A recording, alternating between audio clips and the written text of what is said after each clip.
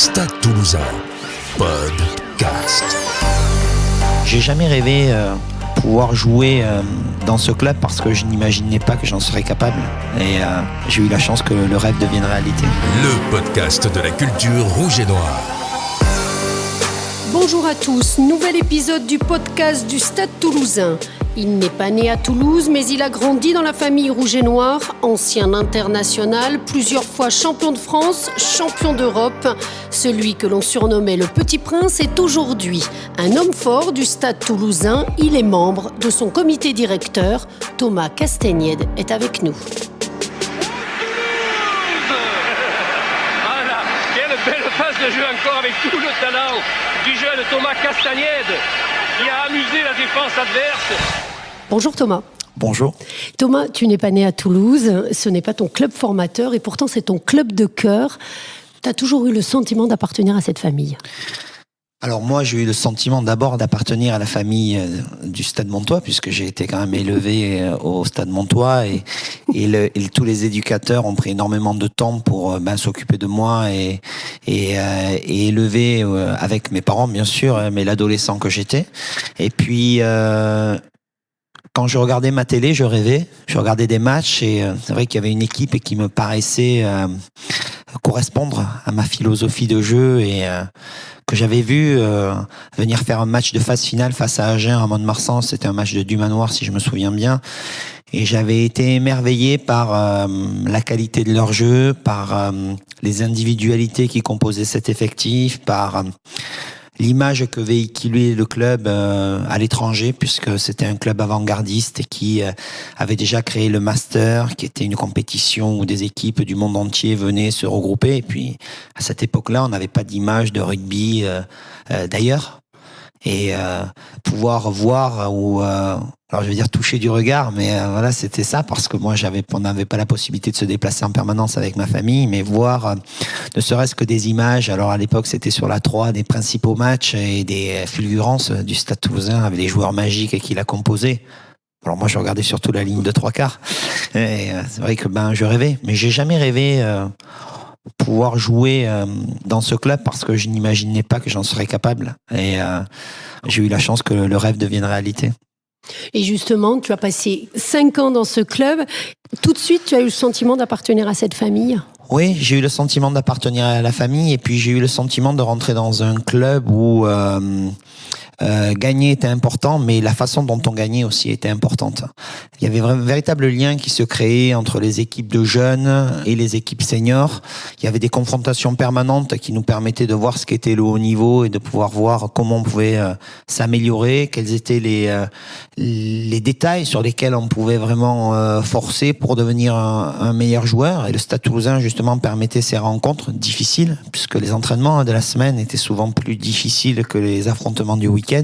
Gagner sa place n'était pas simple. Et petit à petit, d'abord dans les équipes de jeunes, j'ai eu la chance de rencontrer des éducateurs hors normes, avec Robert Labattu qui était venu me chercher, avec Daniel Santamance, son frère, et toute une flopée de dirigeants qui venaient vous chercher à l'école ou à l'université, venaient vous amener à l'entraînement parce que ils avaient la volonté que l'équipe réussisse ou vive bien. Et en fait, ces gens-là, ce sont des gens de l'ombre, mais des gens qui ont compté énormément dans ma carrière et surtout pour les références de l'homme que j'étais. Tu as eu le sentiment tout de suite que ton jeu collait à celui du Stade Toulousain ?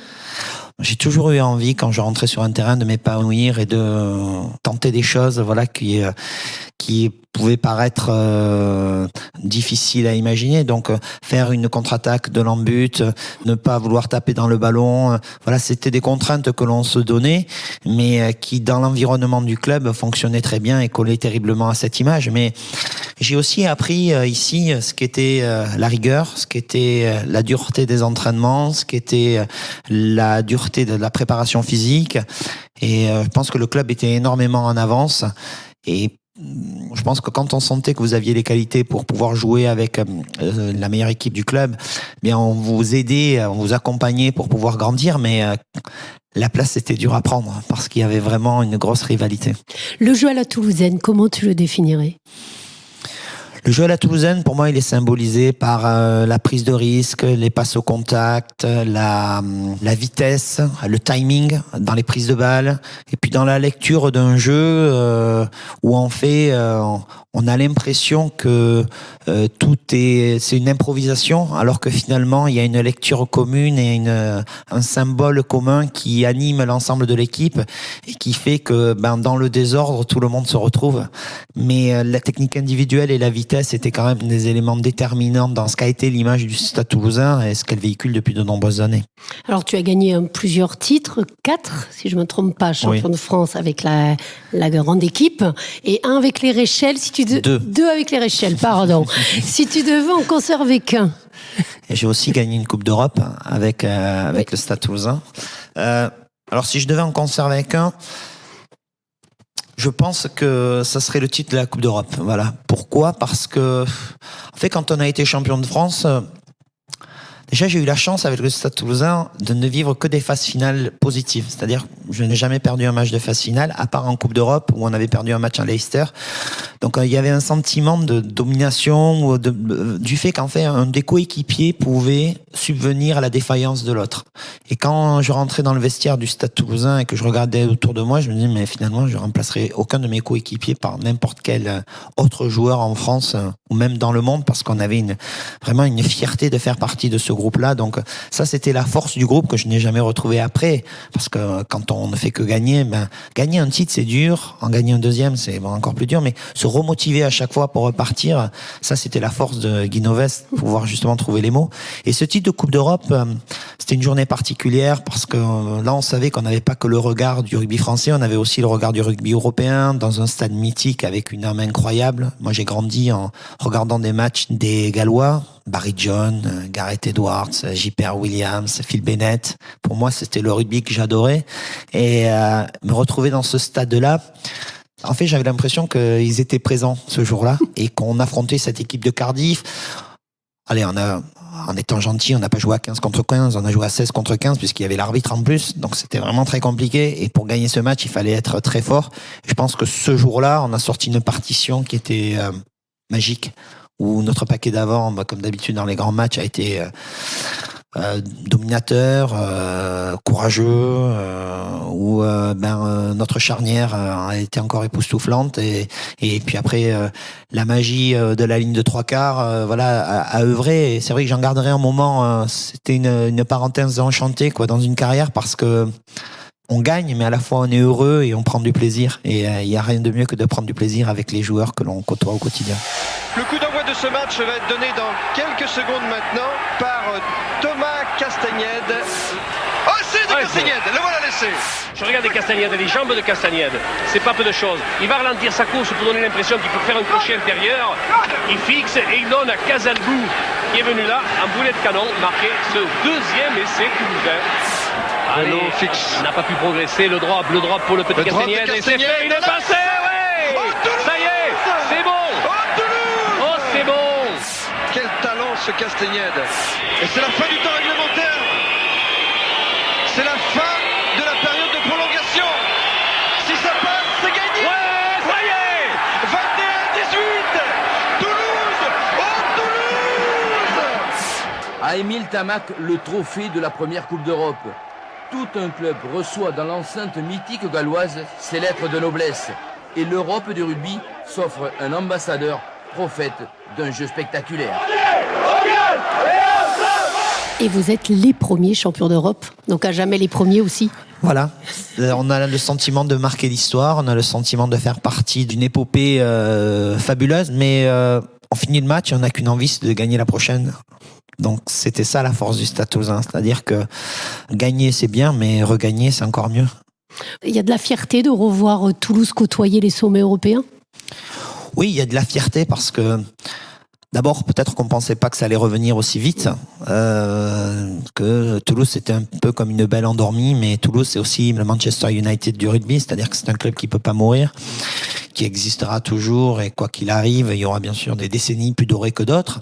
Mais Oui, ça fait plaisir surtout de retrouver cette philosophie de jeu, de trouver un peu un rythme qui correspond à ce que nos spectateurs recherchent, de retrouver un rythme qui correspond aussi à ce que le spectateur qui ne supporte pas forcément Toulouse recherche. Et on sent que l'on assouvit un petit peu les souhaits ou les désirata de tous ces gens qui se mettent devant leur télé et qui se disent on va voir un spectacle, on va voir des choses un peu différentes de ce que l'on voit ailleurs. Et aujourd'hui, le Stade Toulousain, je pense que c'est un petit peu ça, mais ce qui me fait plaisir, c'est aussi ce que j'aimerais, c'est que l'on gagne dans les équipes de jeunes, et ce qui nous amènerait justement à avoir cette connaissance de ce que c'est aller au bout de quelque chose, de gagner un titre. Et je pense que cet apprentissage, il est nécessaire dans les équipes de jeunes pour pouvoir après avoir ce petit plus dans les moments où on peut avoir des défaillances au plus haut niveau. Et la construction, elle se fait pas de ce que l'on voit, parce que ce que l'on voit en haut, c'est l'arbre qui cache la forêt, mais il faut aussi construire vraiment de la base pour que demain le club ait encore plus de jeunes joueurs qui veuillent et qui aient envie de venir se développer chez nous. Quel est le parallèle aujourd'hui entre le Toulouse de ton époque et celui d'aujourd'hui ? Le parallèle sur le terrain, je pense que les règles ont évolué, la préparation aussi a évolué, mais je crois qu'en fait, malgré tout ce que l'on peut dire, je pense que le rugby est intemporel. C'est-à-dire que la seule chose qui a vraiment changé, c'est que la compétition est beaucoup plus dure, dans le sens où les meilleurs du monde viennent jouer dans notre championnat. D'ailleurs, ce qui cause des torts, bien sûr, à l'équipe de France, on le voit au travers des résultats. Mais avant, on affrontait le meilleur de Lombès-Saint-Matan contre le meilleur de Gaillac, contre le meilleur de Lons-le-Saunier, contre le meilleur... Voilà. Donc, il y avait une compétition. Bon, ça restait dans un cadre abordable. Aujourd'hui, quand on affronte le meilleur des Fidji, le meilleur des Samoa, le meilleur de Nouvelle-Zélande, quand on rentre sur le terrain, on sait que ça va être beaucoup plus compliqué. C'est pour ça que jouer et être titulaire dans un club de top 14, aujourd'hui, pour un joueur français, c'est quand même déjà, je pense, un bel accomplissement de carrière, et après être dans un club en plus qui domine le top 14 ou qui joue les premiers rôles, alors c'est encore plus valorisant. Mais on se rend compte que même en ayant beaucoup de joueurs français, on arrive à atteindre ce niveau-là. Et mon rêve, ça serait qu'un jour, d'ailleurs peut-être que ça se fera cette année, ça pourrait être sympa, mais qu'on ait un 15 de départ où il n'y a que des joueurs français. Je pense que le Stade Toulousain est capable de le faire. Et alors justement, on le disait, tu as passé 5 ans à Toulouse. Si tu avais une anecdote à nous confier, un souvenir particulier de ces 5 années, ce serait lequel ? Le souvenir qui me vient, c'est la première fois où je suis rentré dans le vestiaire de l'équipe première et où on a annoncé mon nom pour être dans le groupe qui allait jouer le week-end. J'ai regardé autour de moi, je regardais tous les joueurs en fait que j'admirais et qui étaient là, présents. J'avais la chair de poule et je me disais mais quelle chance, quel honneur de pouvoir participer à cette fête. Et puis ça a été aussi la main tendue de ces joueurs-là pour me dire viens, on va t'aider à devenir un meilleur joueur et à t'accomplir et à essayer de venir gagner des titres pour le maillot du Stade Toulousain. Parce que les joueurs qui passent, certes, alors on a tendance à dire celui-là qu'est-ce qu'il est fort, ou celui-là, mais bon, le maillot est plus fort que les hommes qui composent l'équipe. Donc il faut aussi être lucide et se dire que le Stade Toulousain permet quand même, je pense, à beaucoup de joueurs de grandir et d'évoluer. Et en fait, quand on met le maillot du stade, c'est un peu, alors c'est un comparatif un peu élogieux, mais c'est un peu comme, je pense, comme le maillot des Blacks. Mais en fait, les gens ne vous voient pas de la même façon. Et porter le maillot du Stade Toulousain, c'est quand même une responsabilité. C'est toujours ce que tu as ressenti.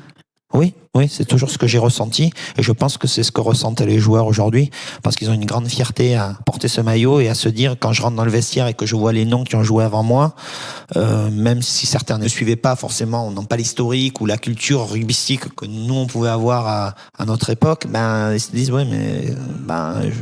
il va falloir quand même que je fasse le maximum parce qu'avant moi, il y a quand même des joueurs importants qui sont passés, quoi. Merci beaucoup Thomas pour toutes ces confidences. Avec grand plaisir. À très vite pour un nouvel épisode du podcast du Stade Toulousain. Et n'oubliez pas, dimanche à 21h, le Stade Toulousain se déplace à La Rochelle.